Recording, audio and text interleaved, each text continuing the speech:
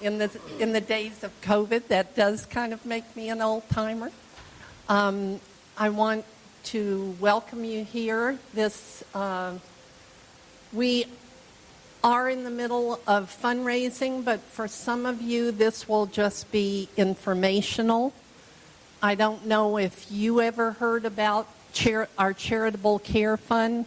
When I moved in, I had not, and was amazed that it existed. So we want to inform you, especially on this fund, although there are 5 funds that are active in the foundation account, and we keep Dave Kretzman keeps track of funds in, funds out, and what the balances are. And we partner together, yeah. He imparts it to paper. And we want you to know about the Charitable Care Fund, how it works, what it does, how much it supports our community. Because for the new people, you're probably in pretty good financial shape, whether it's entering your retirement or just entering Carlsbad by the Sea. I'd like to introduce you. I don't know if you've personally met Joan, our executive director. Most of you have. And Jill is our foundation representative.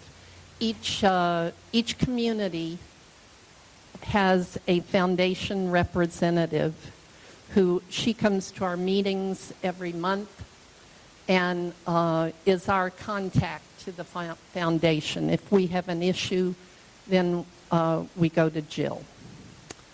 I'd also like to introduce the members of our committee. Valerie is our very good secretary. Dave is in charge of the books and reporting of those. Bobby, I took over from as chair. Yeah. It's kind of been frenetic this past month, but I'm hoping it'll calm down. Mike is a valued member of our committee. Did I miss anybody? I think that's all that's here. I invited the committee here, but it wasn't that they had to come. Charitable care, I'm just going to read the basic foundation for it. A charitable care fund, it is, that provides financial support to residents at Carlsbad by the Sea who outlive their resources. So this is we have residents here who have been here since Carlsbad by the Sea opened. Some of them are approaching their 24th year of living here. And I don't think any of us entering think we will be here that long. So this is about outliving your resources, not failing to have a good financial plan. At this time, I'm going to turn it over to Joan and ask her to give a little synopsis of how this happens, how somebody comes to her, and what happens when charitable care is thought about and then executed. Thank you, Clara. Can you hear me in the back? All right. So my job is the easy part. So residents come to me. Sometimes it's not a resident. Sometimes it's been a family member or a close friend or a neighbor who has maybe heard the resident talk about the fact that they're worried that they can't continue to live at Carlsbad by the Sea, or the fact that maybe they're looking for another place to live. So they become concerned. Most often it's a resident that will come to me. And hopefully they don't wait until they are completely out of money. Hopefully that people will come to me several months before they think that their money is going to run out. And as Clara said, sometimes it's just because people have outlived their resources. It could be because maybe the person or the persons have had a lot of medical expense that was unexpected, so that took a great deal of their resources. Those are the type of things that we see every day at Carlsbad. So when a resident comes and talks to me, it is absolutely, completely confidential. No one else knows. No one on the committee knows before, during, or after who becomes eligible or who was on financial support through the charitable care. So the person comes to me and we sit down and we talk. And we talk about what money they have left. And we talk about their bills. So I might just start to make a list of things and tell me what you do every day. Do you have a vehicle? Do you really need to keep that car? Because that's an expense. Even if the car is paid for, you have gas to think about. You have car insurance to think about. If it's an older car, you probably have repairs to consider. Do you really need to have that vehicle? We provide transportation here at Carlsbad by the Sea. We talk about other things that are important to them, and particularly, we also want to make sure at the end of our conversation that they understand that we're not going to ask them to pay every single penny they have back to Carlsbad by the Sea, but we might consider a portion that will come back to us as in lieu of the full amount of a payment on a monthly fee, for example. But things like, we don't want you to not be able to give your family some type of a small gift at Christmas or birthdays. We want you to be able to pay for your medication if you have medication. If you have insurance that you are still paying for, we want you to be able to continue to pay for that. So we sit down together and walk through all of those things, and we talk about what they could give up and how we can help support the things that maybe they are going to be giving up. And at the end of the conversation, we figure out an amount, if there is any money at all, that they can subsidize, that they would pay. And then we say, that's it. That's what you will continue to pay to Carlsbad by the Sea. So then I come back to the board or to the committee and say, we now have someone new who is going to be, who has become eligible, and that we will be helping provide for them while they continue to live at CBTS. And then between Jill and I give an amount on an annual basis that I recommend that we need, and we go take that back to the board. And I don't even attend. Jill does it on our behalf. And we request an amount on an annual basis that will help cover those costs for persons that are on charitable care at Carlsbad by the Sea. So it's a very simple process. I try to meet then with folks on an annual basis. And we sit down together and we just talk about how things are going. Did you get some money this year? Did somebody give you money? Did you inherit money? Has anything in your life changed? And where are we at? Can you pay a little bit more? Or do we need to look at this again, and maybe you can't pay what you paid last year, but you can still pay something. So we do that on an annual basis and just sit down together and evaluate. I will tell you, you have friends and neighbors here at Carlsbad by the Sea who are receiving some of this support right now, and I hope you don't know who they are. You shouldn't know who they are. And I think it's such a relief. I know it's a worry. I think it's a worry for all of us as we age and we think about, how am I going to support myself? How will I continue to be able to pay bills? What happens if? What happens when? So I hope it is some comfort to you to realize that we have this program in place at Carlsbad by the Sea to help support those folks who have outlived their resources.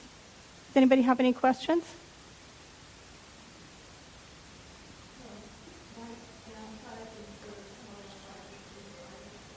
Thank you for saying that. Her question was, might downsizing to a smaller apartment be part of it?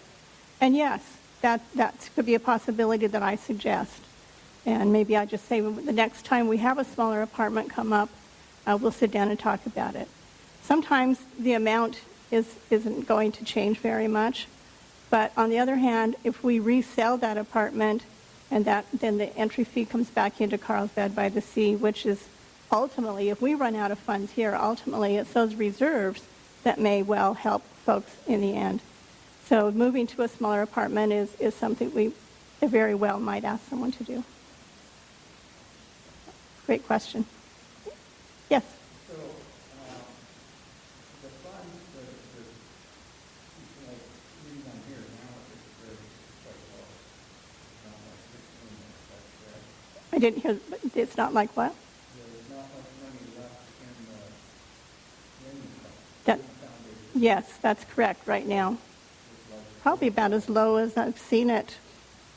And maybe if we could go through the program. Yeah, so and- Jill's going to talk a little bit more about that and talk about how that part works. Any other questions for Joan on how it works? Just a hypothesis here. Maybe someone might end up needing charitable care, okay, with someone who has a fixed pension, and it's living more for a year, and then with inflation and increased fees here, comes a mismatch. Sure. Have you seen that happen? Yeah, so his question, for those of you who didn't hear him because we're recording this, is that someone possibly is on a pension, a set pension that doesn't go up year after year, but our fees go up year after year. So at some point, that's not going to match. So is it possible then for somebody to come and say, you know, I could use some support here? We're going to ask you to spend your money down first and pay everything that you can, and then say 6 months before you realize this is probably the end, other than maybe whatever you get on a monthly basis, come and talk to me. Okay. When you say you ask them to spend their money down first, is that the same thing as qualifying for Medi-Cal or Medicaid? No, I mean just spend your money that you're getting here back to college. Continue to pay your monthly fees. In other words, I'm not going to say, I'll give you a 10% discount, next year I'll give you a 20%. Continue to pay the whole fee until you realize you can't do that. Yeah, I don't mean like Medi-Cal where, you know, do what you can to hide your money or or spend it down. I didn't mean it that way. Yeah. And that is another option too for residents, particularly if they qualify for skilled care, then we would help them talk to somebody and get them qualified for Medi-Cal, where then they could stay in the care center and continue to be at Carlsbad by the Sea. In our budget each year, I reserve, and I try to keep it just for our residents, I only budget for 2 people to be in the care center at any time on Medicare. That doesn't mean we couldn't have more, but that's just to kind of help you understand we don't very often have very many people. But I reserve enough for people from the outside who would come in. We're very careful as we can be when we're looking at new admissions for the care center, that we're not bringing in somebody who is going to run out of money in the next 30 or 60 days and needs to stay, and then they would end up living in Carlsbad by the Sea. We try to reserve that space, if you will, for our own residents here. Okay? If you have other questions as we go through, I'll be happy to help answer them.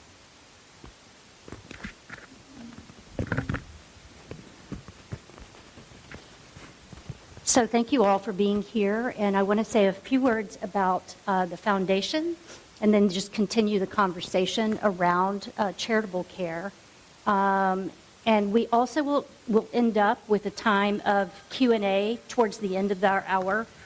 So if you're sitting on questions right now, we're going to move towards that. In fact, that's the emphasis of this time, that we'll be able to have back and forth conversation and answer as many questions as clearly as possible.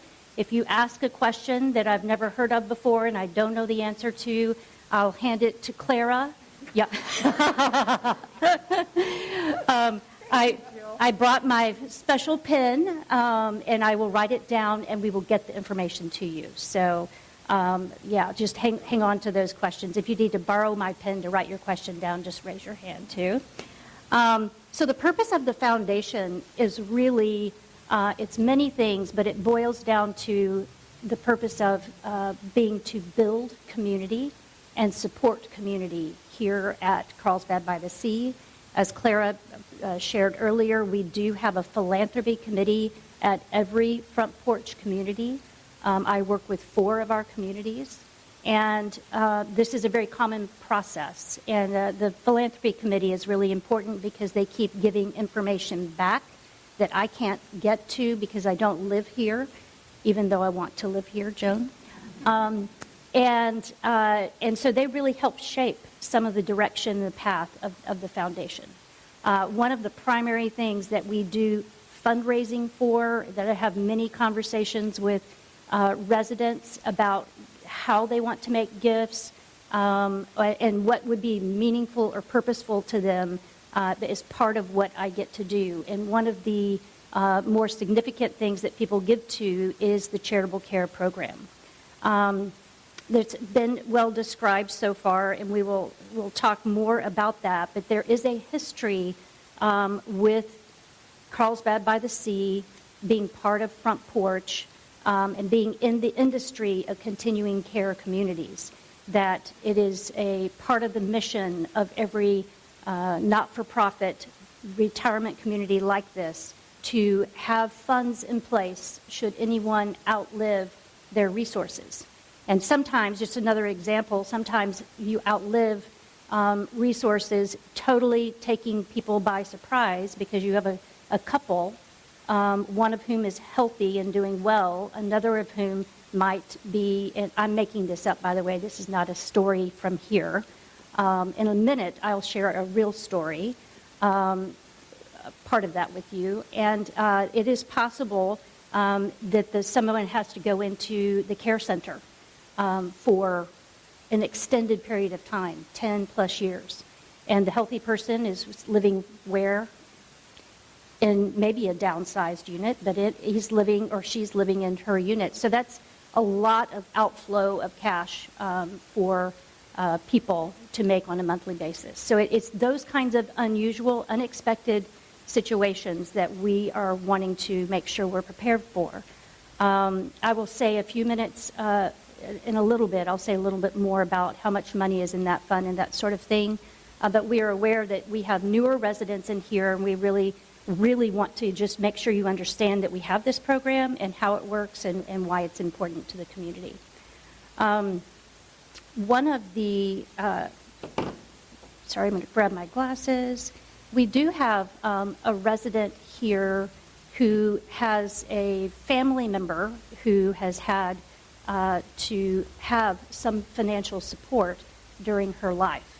And next week, you will be getting this story in your cubby, in your mail slot, so that you will be able to read it in full and more personally. But I just wanted to give you a sense of it today as you imagine how this situation might occur. After this, I'm going to then go into a little bit of frequently asked questions that I hear a lot, that I want to go ahead and get to those, give you that information that will bring up some of the things that have already been asked, but also hopefully further questions as we round out our hour. So this is a really powerful story that is coming from a resident and their life story. It's a powerful story of how life conspires to bring unexpected changes into our lives, reminding us how so much of life is actually beyond our control. The story has timeless human experiences that each one of us can relate to: unexpected death of a loved one, unplanned for disappointments and opportunities, and surprising career shifts. In this story, the main character her name is Grace. Later, she is named Amazing Grace by students who were inspired by her fierce love and respect for them, and her tender honesty and firm discipline when needed. This true story provides a window for us into understanding the impact of a safe haven, which is what we call our charitable care program here at Carlsbad. Again, the story is really powerful. Today I'm going to read just a small portion of the story, and you will again receive the full story next week in your box.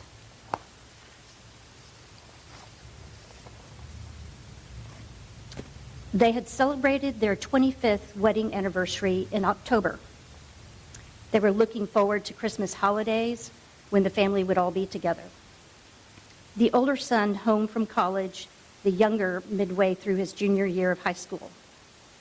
But on that Christmas morning at age 48, the husband and father took his last breath, his life taken by a massive heart attack. The neighborhood lost a good friend. The community lost a respected leader and a man of integrity. His company lost a loyal employee of 30 years. His life's journey was over. For his wife and 2 sons, it was just the beginning. So that is the power of a story that's actually a true story. In this story about Amazing Grace, it has surprising twists and turns that reflect the power of a caring community. And so that's part of what we're talking about today, is the power of a really caring community. And now I am going to shift and talk to you about nuts and bolts, about how the program works. But ultimately, whether you are someone who ever needs charitable support, or you ever know anyone, or don't know anyone, or if you give to this program, or if you don't give to this program for any reason, this program still belongs to you. So should you find yourself in a situation after many years of being here, you find yourself in a situation of needing that kind of support, you will know it's here. And more important, well, that's important, but if you are at dinner with someone who's beginning to express their anxiety about their situation, you will now know we have a program for that. And it's very respectful, confidential, and it's a sit-down conversation with Joan. So how are we going to make this work together? All right, so here's my frequently asked questions. Again, Charitable Care is a philanthropic fund that provides financial assistance to residents who outlive their resources through no fault of their own. I always like to say, if we have a really wild and crazy resident who goes to Vegas every weekend and all of a sudden has lost all of his assets or her assets, that'll be a different kind of conversation. We don't want to use charitable dollars to support a situation that could have been prevented. Having said that, he or she would have still a good conversation with Joan. So who is eligible for charitable care? Any member of this community through a contract, and by the way, it says in your contract that the contract is really for your lifetime. There is a tiny loophole for that person who maybe spends all of his or loses all of their money at Vegas, but that is the commitment of Front Porch. If I give to the Charitable Care Fund, will the funds be used exclusively to support residents here at Carlsbad by the Sea? Yes, all of our communities are actively fundraising and giving to their own program. And when we receive gifts from here and it's for the charitable care, I know each of your addresses, and I will know it goes to Carlsbad by the Sea. And those funds can only be used here at Carlsbad by the Sea for residents here. Let's see, who donates to the Carlsbad by the Sea Charitable Care Fund? Our primary donors are residents. We also have family members who contribute. We have staff who contribute. That is the most common donors. We've also had, pioneer residents who have lived here many, many years ago. They're no longer with us. We've had individuals give from their estate. They've given from, appreciated assets. There have been a lot of creative giving that has taken place that allow us to have the fund that we have today. As an example, we did just, and a little bit to address your question, you can see in the paperwork that our funds had gotten down as close to right at $50,000, a little lower than that actually. And then this past 2 weeks, we have received a bequest of a partial individual retirement account. So that is building that fund up by about $63,000. So we now have just over $100,000 in that program. And we've been already receiving gifts in the past 2 weeks. Just residents who've been sending checks in and using their Ira as a QCD, a qualified charitable distribution, ways to do that. In fact, I believe we have a handout for you in case you have interest in that. But it's a very tax-wise way of making contributions. Are donations to the foundation tax deductible? Yes, they are. Front Porch Communities Foundation is a 501c3, and we are able to provide tax deductions to the fullest extent of the law. This next question is a really important one. One part of the puzzle is, I believe we are using up funds at $10,000 a month. So 76,000, isn't it 76, Dave, right now? It's now over 100. Huh? It's Over it's now, yeah, because of the bequest that we received. Oh, okay. That's still not, I mean, it sounds like a lot of money, but I'm just saying that it's being used at about $10,000 a month. Thank you, Clara. So what is the role of Front Porch in relation to charitable care? I've mentioned about your contracts, which you can pull out and take a look at. You do have those. And one of the questions that I received from actually a committee member that was really nailed it, if there were no charitable care fund, what if we didn't have this fund, or we completely ran aground? What would happen to a longtime resident who outlives their resources? Front Porch's commitment is that person would remain in place. They would go through the same process with the executive director. If they could be moved to a lower cost, a smaller unit, that would take place for that person. It would be a benefit. And the ways that would happen is that it would come from operations instead of charitable gifts.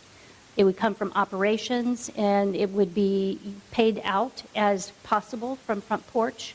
And when we needed to have additional funds, rates would be raised higher than you already are seeing raised rates. So that would be a way of keeping everyone, that everyone would have to pitch in more, which is not something we want to see happen. Front Porch is very committed. Part of their strategy is to have a foundation that is inviting charitable gifts for people who want to give and receive a tax benefit for that.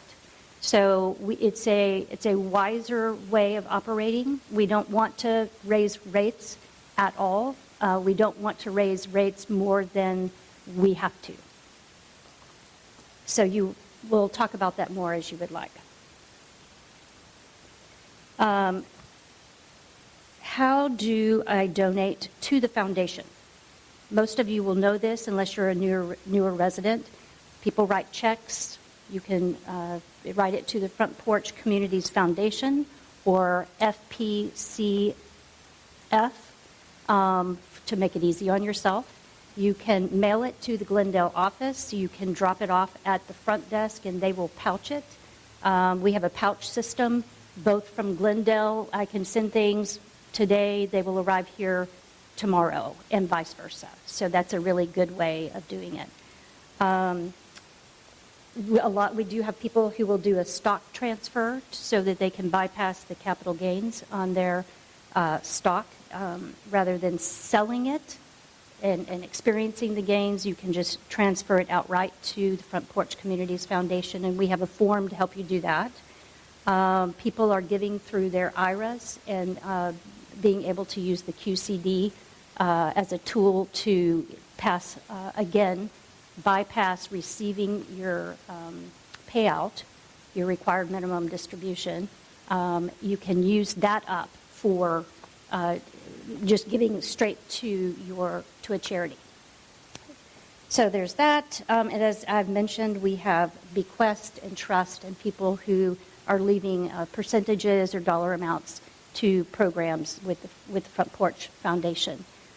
In your handouts, you will see a page that is, I think it says, giving opportunities, and it'll tell you more detail about the other kinds of things that people give to that build community here, support community here, enhance life here for both residents and also for our staff.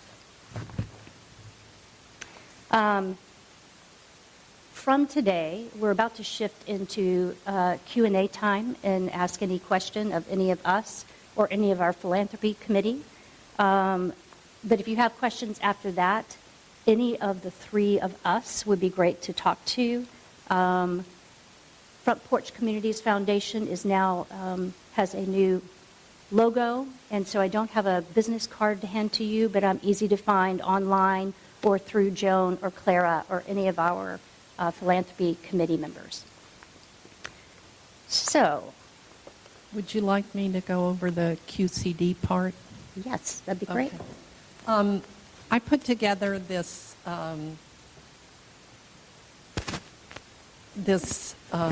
sheet on how to give from a IRA so that it is not part of your taxable income.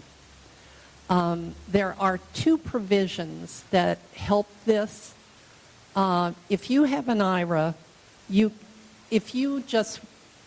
first is the decision to donate, and then you can do it one of two ways. One is to just write a check. If it's over $250, then you get a receipt from the foundation and you deduct it as a charitable contribution. The other is if you have an IRA, you can make what is called a qualified charitable deduction. If you look at the it's the fourth bullet point on, it's the sheet of paper with the colored box up at the front top. It says the date of a distribution from the IRA must be your actual 70 and a half birthday or later. In other words, everything that I've heard about is in the year that you turn 70 and a half. When you're making an IRA charitable distribution, it's the day you turn 70 and a half. So if you turn 70 and a half on June 28th and you write the check dated June 27th, it is federally taxable. So you have to be careful on that. Yes. I bet there's somebody at Carlsbad by the Sea, maybe not in this room. And Oh, there you go. oh, hey.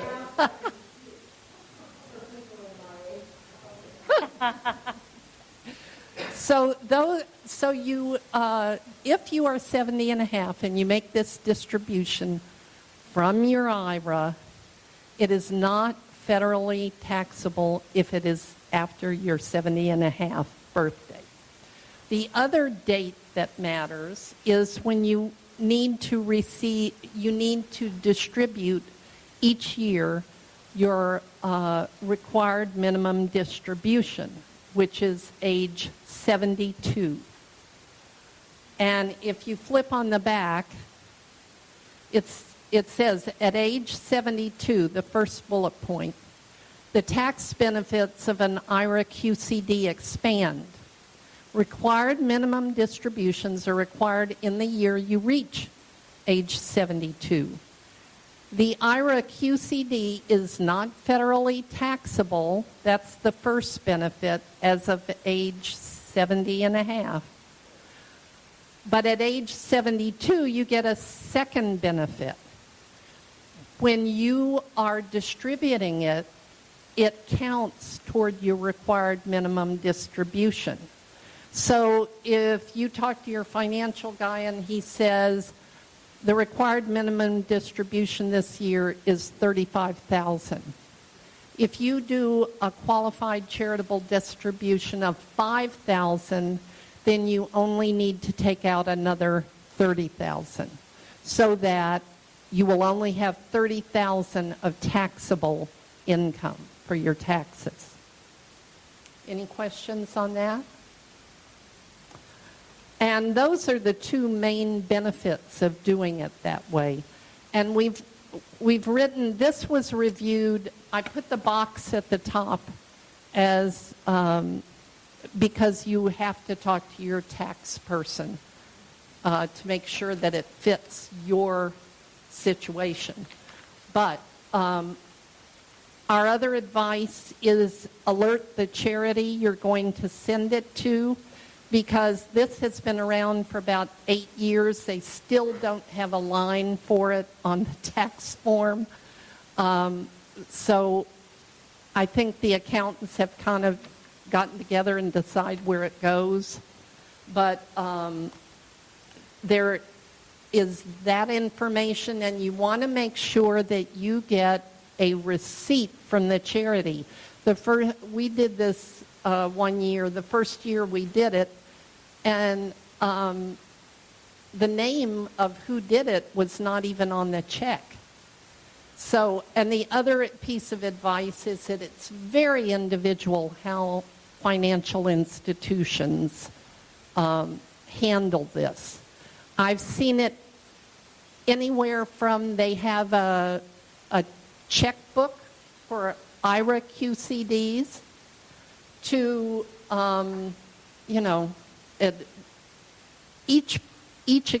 each financial institution has their own way of doing it. So I would say start early, not December 20th, and let them know it's coming and tell them you want a receipt for it. You can also, I've also found out, but you cannot distribute it and then you write a personal check to the charity. That does not work. It has to be the charity's name on the check, whether the financial institution writes it or you write it. You can, if you don't trust your financial institution to get you a good, or the charity to get you a good receipt, because they're just tiny and don't know about all this stuff, you can have your financial institution write a check directly to the charity, but not mail it to the charity, mail it to you so you can copy it and everything. And then you mail it on to the charity with a letter, and they'll know it's from you. So basically, those are our hints to help make the process. It's not the easiest process in the world, but it can have a big tax benefit. So if you have any questions, ask me. I'm fairly knowledgeable about it, but I'm not an accountant. So if I don't know, or if I will probably refer you to your accountant. Any questions? Yes, Dave. Just one point of clarification. All this applies to traditional IRAs. Traditional? Roth IRAs, those are No. completely tax-free. Well, that Correct. wouldn't impact, Yeah. because they're not taxable. But, what was I going to say? I have read it also applies to rollovers, but I'm not sure of that. I believe it's rollovers, and the main emphasis is on traditional IRAs. Yes. Can we?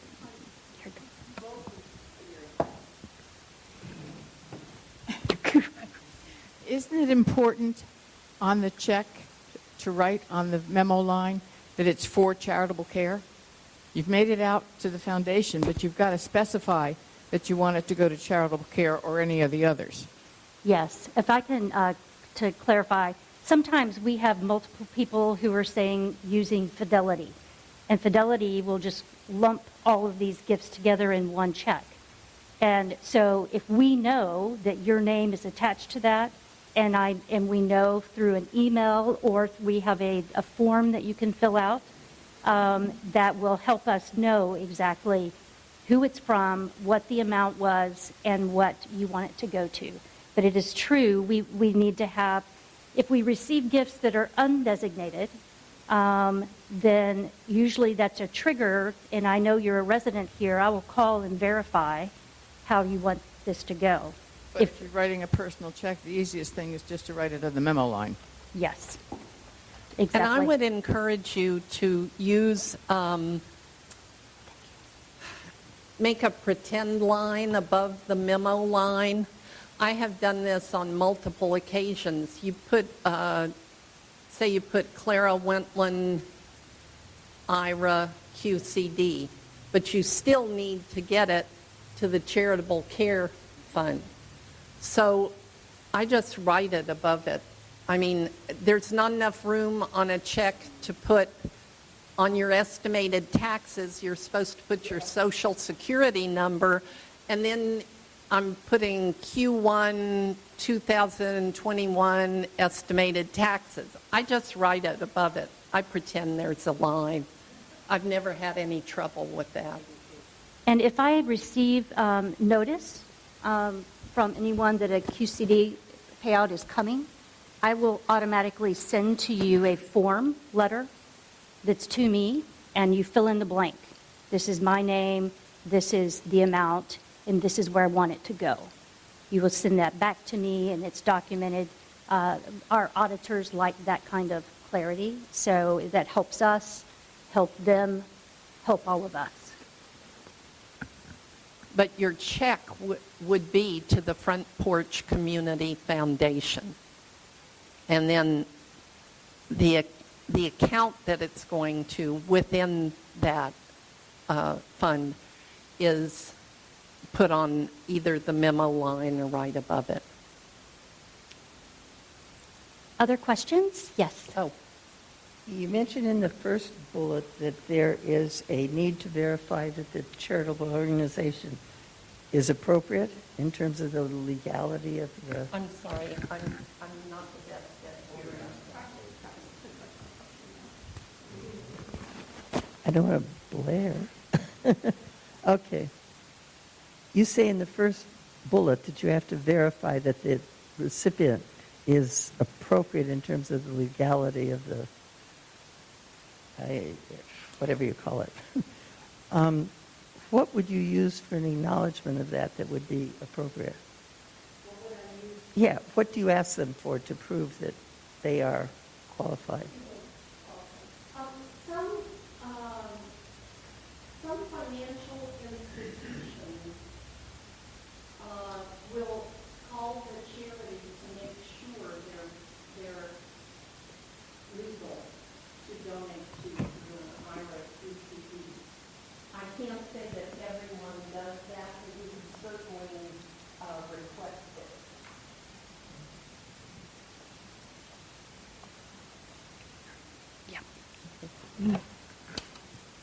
Yes. I don't know, I can speak louder. You said you accept stock. Would you take privately held stock that currently is not something that you could trade, but could possibly have some value in the future? Normally, it is publicly held. Yes, I hear you. I would have to research that. Dave, do you have a response to that? That would be an individual case that we would have to just research, and we have counsel that help us do that. So, excellent. I'll come find you when we're finished here. You will also be receiving, along with that story that I just read one paragraph, you're going to receive that next week. You will also receive an updated brochure on charitable care. We're calling it Neighbors Helping Neighbors. This will give you the same kind of information you heard today. So that will help you. And I just realized my contact information is on here as well, so if you want to be in touch, that would be great. Are there any other questions on any of this topic? It could be about charitable care, it could be about gift specific. Yes, Mark. I'm referring to this brochure that has the five funds that you might be able to use. Mhm. So beside the CBTS Charitable Care Fund, excuse me, thank you. Beside the CBTS Charitable Care Fund, are any of those other four under the umbrella of a 501c3, and thus a person could use their IRA to donate to? That's correct. That's correct. We're emphasizing for today the charitable care program, but all of these funds are supported and managed by Front Porch Communities Foundation, and so gifts to these programs also qualify for, yes. Thank you. Mm-hmm.